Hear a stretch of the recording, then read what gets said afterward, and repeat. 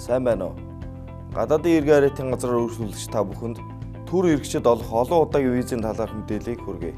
Монгол улсад 30 хүртэл хоногийн хугацаагаар байх төр иргэчид гадаадын иргэн олон удаагийн виз зөвшөөрөл хүсч болно. Монгол улсын олон улсын гэрээнд өөрөөр заагаагүй бол төр иргэчид олох олон удаагийн визийн хүчтэй байх хугацаа нь 183 хоног байх буюу 365 хоног байх бөгөөд төр иргэчийн Монгол улсад байх хугацаа нь 30 хоног байна. Төр иргэчид олон удаагийн виз мөн зөвшөөрөл хүсч буй иргэн аж ахуй нэгж байгууллага мэдүүлгийн хуудас бүглэн дараах бичиг баримтыг бүрдүүлнэ.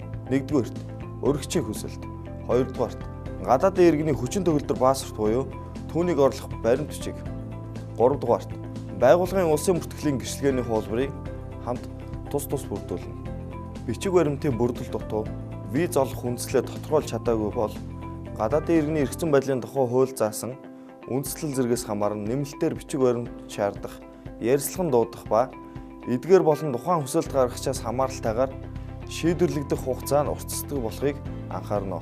Анхаарал тавьсан явдалд баярлалаа.